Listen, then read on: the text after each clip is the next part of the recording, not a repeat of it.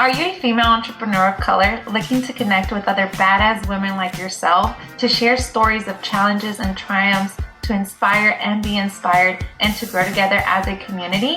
Well, you're in the right place. Today we'll talk about 3 tips for setting yourself up for success as a female entrepreneur of color. Welcome to Money Talk with Yesi Tori. We are financial advisors with a mission to change the face of modern wealth by helping female entrepreneurs of color find power in their money. Hey Yesi, how you doing? I'm good. How are you? I'm good. Happy Thursday. Yes, we're filming this on Thursday. Yes. Whenever this is out, it might be a different day. Yes, it likely will be. But today we're going to go through 3 tips for setting yourself up for success as a female entrepreneur of color, and we're so excited to share with you. Yesi, do you want to kind of list the 3 and then we'll go from there? Yes. So we're going to be covering 3 different tips. The first one is how to get your finances in order. The second one is how you should become very good friends with your calendar. And the third one is setting boundaries, right? Something we all love to do. That's a good one. Awesome. So to start, first tip is get your finances in order. As a business owner, you're in charge of all the things. You're responsible for creating your own revenue, saving for taxes, enrolling in your own health insurance, creating your own retirement plan, all the things. And this is on top of all the other things that come with managing your own personal finances, like building up your short-term savings, saving for a big trip, getting life insurance, saving for retirement, etc. So here are some steps within that first tip to make sure that your finances are in order so that you're operating from a place of stability, which will allow you to thrive in your business. So first, what are your biggest financial goals? Definitely, when I talk to my clients about envisioning their goals, I want them to dream big and write them down. Like, do you want to support in your business 2 full-time team members by 2025? Do you want to fund a retreat for your community of badass business owners? Do you want to take your parents on a retirement trip of a lifetime to thank them for all their hard work? My goal is a safari for my family.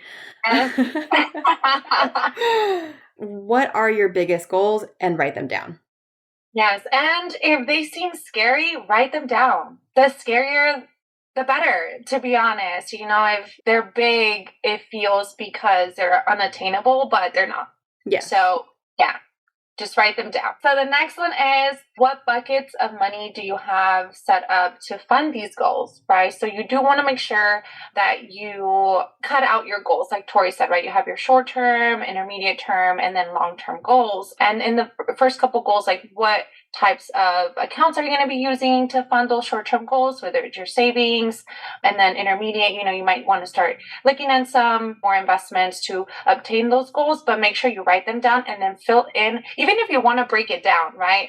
You want to break it down, list, okay, I want to attain this goal in 2 years, okay, but I'm going to do it with these accounts. And then whatever is after 2 years, list the accounts where you're going to dip into to get to those goals. Yes. Like Yesi said, do you have a business account for your monthly business expenses? Maybe that's your first bucket. And then do you have a business savings account for your retreat a year from now? Maybe that's your second bucket for that particular goal. And then your third bucket can be the pool of money that you're saving into, for example, that retirement gift, taking my parents on a safari. So like those might be in different pockets, maybe like different savings accounts, and invested differently, whether that's not invested at all, or, you know, maybe it's like 5+ years away and maybe you can invest it in the market, but have different buckets of money for those different goals. And third, how are you allocating every dollar that you earn? So whether you're working from a percentage savings rate, a fixed dollar amount, or your profit is sporadic, try to be intentional with where each dollar is going. Do you want to at least save $100 a month toward like a big trip to make a sizable dent in that flight cost in 3 years?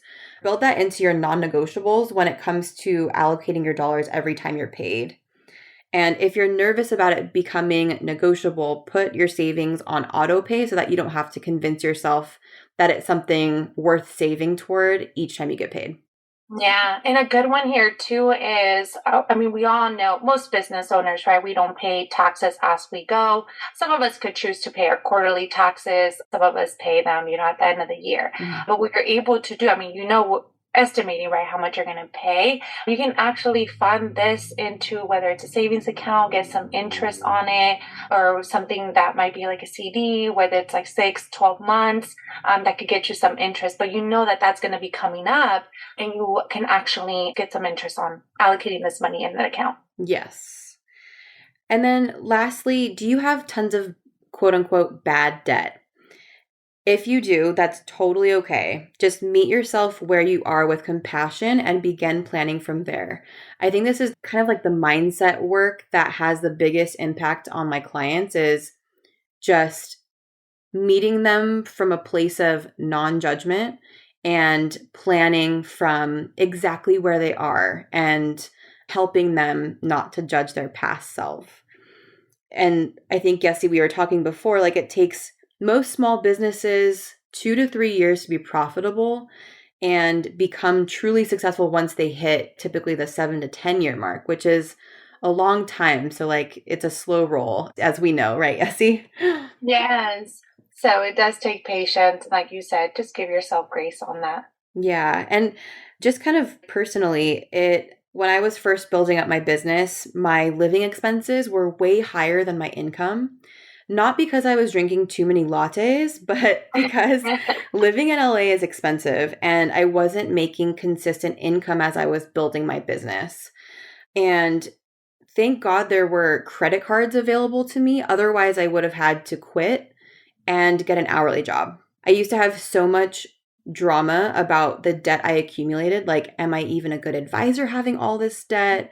I should have worked harder, which was not possible because I was working until 10 p.m. every night, working myself to exhaustion, like not working out, thinking I shouldn't have eaten that $12 salad for lunch, just having all this guilt about spending money when I was trying to live and work on my business. But I'm actually just so grateful that it was the ability to put money on credit or expenses on credit cards was available at the time, and I'm grateful for it. Did I pay interest on what I borrowed? Heck yes, a good amount, but it allowed me to do what I needed to and feed myself while I was working on my business. And not everyone has access to credit like that. So I actually consider myself lucky, even though in the typical finance bro world, credit cards are typically not good. And if you're able to not, then it's advisable not to take out credit cards and pay interest. But if you have to, sometimes for the sake of like building your business, sometimes it's necessary. Absolutely. It is there to leverage, right? To help you in the short term. Obviously, keep in mind that you'll be paying them back, but Yeah. absolutely, like your business is an investment. That's something that we know. And you invest your time, you invest most dollars that you get in the beginning because you want to reinvest it into your business. But also, you want to be able to eat. You want to Yes, be that is important. yeah, feed yourself, fuel yourself, and that's easier said than done, Hmm. definitely. But it is an investment. You are the investment. Your business is an investment, but you're also an investment because you are your business. Exactly. Yeah. Yeah. Second, become very good friends with your calendar. So, Yeah. as a business owner, having control over literally all of your time might make it tough to know what to do with that time because you can do literally anything and everything. And this is the hardest one. I would say I struggled with this one quite a bit because you do have to hold yourself accountable here, right? Yeah. It's like, yes, you have all the freedom to work your own hours. You're no longer clocking in and clocking out, but you still have to work Yes. because it's your business. Like we You're said, you are your business. Yeah. exactly. So, our tip here is to take ownership of the power to structure your own day to create your own routine specific to you. Whether that means like block off time in your calendar for things that make you feel your best to be who you want to be for your clients and for your business. Or if that means beginning your day with time at the gym, like you, Yessie, or hiking, walking, yoga, If all that helps your mental clarity and will set you up for a good day, like maybe that's something that you can block off on your calendar to make sure that that gets done. Yes. Yeah. And it does set you up because it is that, right? You are able to, you could go in the morning. If you're a morning person that likes to go to the gym in the morning, like myself, it's just there's less people. So I like to schedule that in and it's on my calendar. Mm-hmm. And I have to put it on my calendar. And then, but yeah, it's you have control over it. But like you said, make sure you block off those times, put it on your schedule to hold yourself accountable to go. And then check off all the things on your list. It's like that accountability meets organization in your time during the week. And while you're in the process of growing your business and achieving your goals, in terms of revenue, your working hours can be spent two ways. So the first is working on your business, which is like business planning, tracking your revenue, planning your marketing and content calendar, and getting updates from your team. And then the second is working in your business. So like doing the actual revenue generating activities. So that for us, that's meeting with clients, creating the goods or providing the service for your clients, depending on what kind of work you do. You want to have time in your schedule for both of those things and identify where your time is most valuable. In our business, Yesi, we make our money by being in front of clients and by helping them to plan and by making recommendations on what investment and insurance vehicles they should use. And so if we're not in front of clients, like making those recommendations and planning, what are we doing with our time otherwise that will be productive for our business, right? Right. This was something that I struggled with, but what it really helped is my calendar is my to-do list. It is my to-do list, and almost everything is blocked off. I sometimes even block off when I'm driving because I like to see my calendar that I'm busy, right? So to know that you're checking things off your list because, like we said, there's 24 hours in a day. Those 24 hours, you choose what you're going to do with them. You either work those hours, you don't work those hours, but make sure you're investing with those hours, whether it's on your own, for yourself, for your family, for your friends, or for your business. So you're able to block that off. And what always helps me too is I like to do it the day before. I know I should do it like way in advance, but I don't know. It gets me in the mindset, I'm going to do these things tomorrow. So I know it's tomorrow. So I know that's something that helps me. My calendar, it is my best friend. It's who I talk to. It's who I talk to before I go to bed, and it's who I talk to when I wake up. I'm like, what are we doing? You know? Oh, yeah. I feel a little addicted to my calendar because, and I think I don't know, it's so good, but I also feel a little bit inflexible because I will schedule myself. I will schedule almost every minute of the workday. And so if it gets knocked off by a little bit, it feels like my day is a little bit in shambles. So like sometimes I don't leave room, and this is maybe something that I can do to improve, just like leaving maybe buffers in between meetings or in between phone calls to allow myself, maybe like the phone call will go over a couple minutes, or to give myself just time to process in my mind, sometimes. And if like a coworker in the office or a stranger wants to strike up a conversation, I can't be like, gotta go. I'm sticking to my calendar. Sorry, I'm scheduled for the whole day. Just know when she walks into the office, she is busy. Okay, she is busy. She is on the go. She's I am calendared. Not rude about it at all, though. She's still say hi, but it's like no. She's walking with a purpose. She's going somewhere. Yeah, I mean, it's definitely so good, and I feel like it does feel good to be structured. But I think I can maybe let the reins a little looser. Maybe I'll work on that. I know as a business owner, we have a million things that we need to do, right? You are your own assistant. You are your own social media manager. You're marketing yourself. You're doing paperwork. You're doing all the things, right? So sometimes you feel like you ended the day and you still have all these other things. So then you forget what it is that you accomplished in that day. And by you writing this down on your calendar, you're able to see that you did do something. Yes, you were productive. And yes, there's a lot of other things to do, but that it just allows for you to see the work that you did put in. I know this has helped me. And then you get to tackle the next day. And yes, there's still another list of things to do, but allow yourself to feel accomplished that you did do all the things or the things that you wanted to check off your list.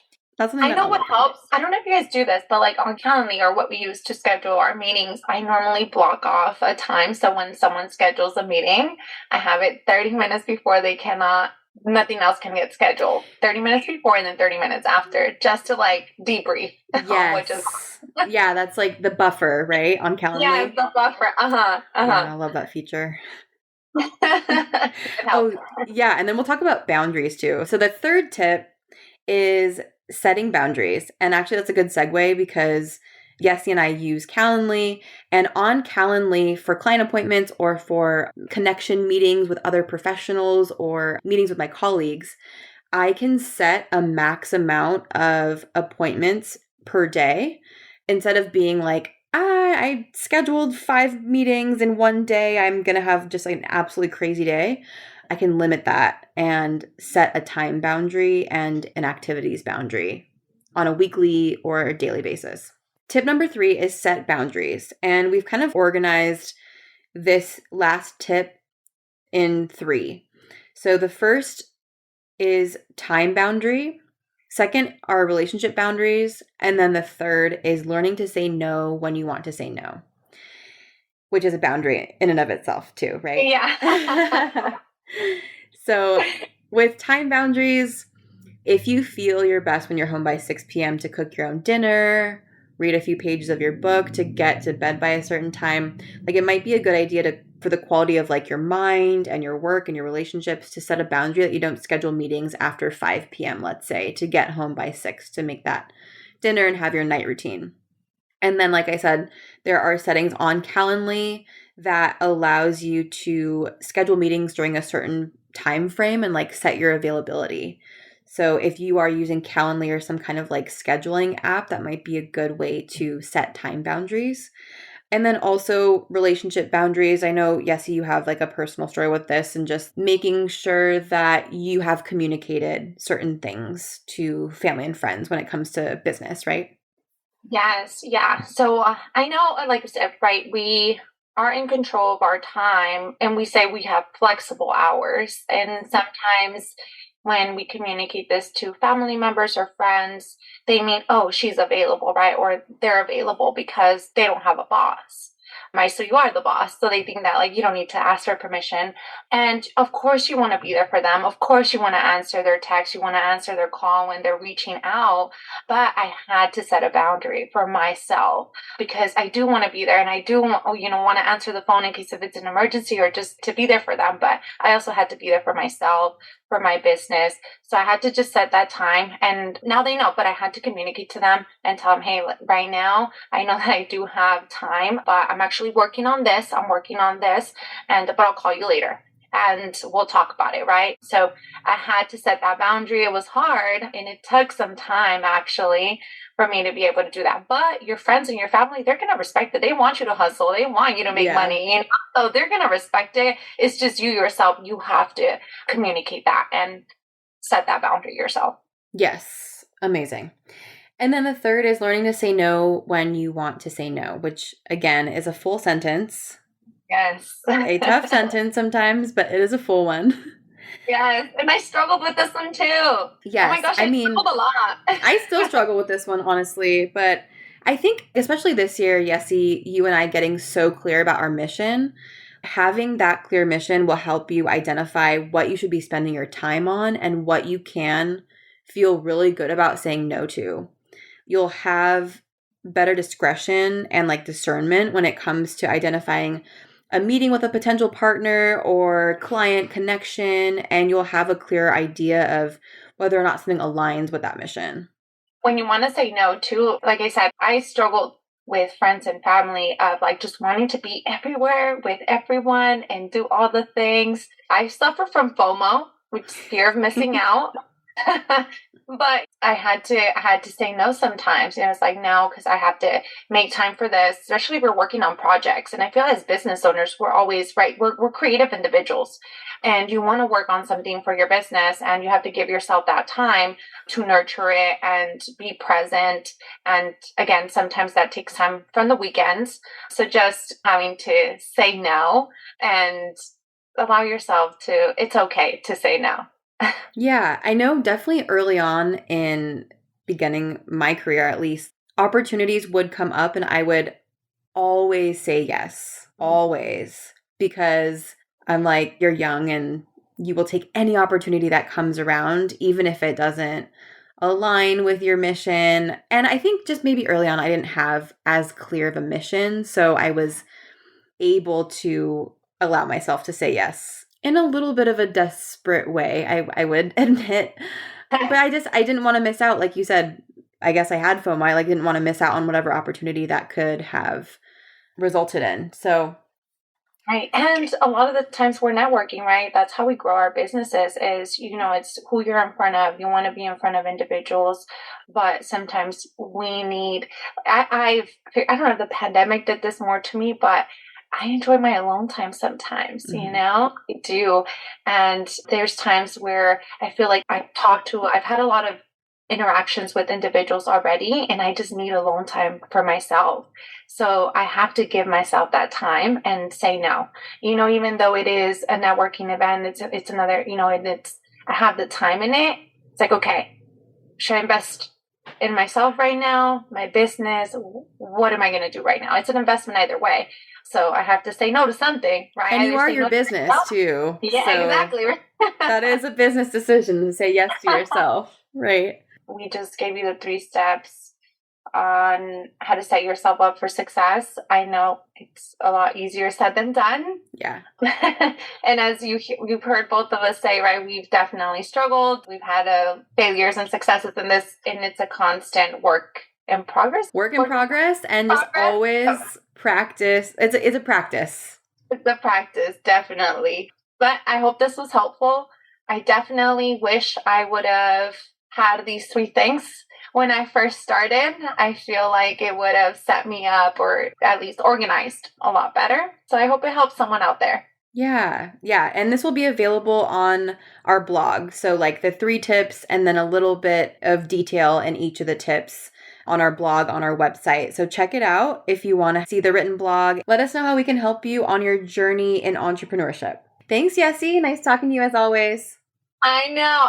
I know some of you don't know this, but I'm currently in my closet right now. So. I'm on my bed with pillows around me. And I think this audio is like a lot better than last. So, hey, we're making improvements day by day. We are.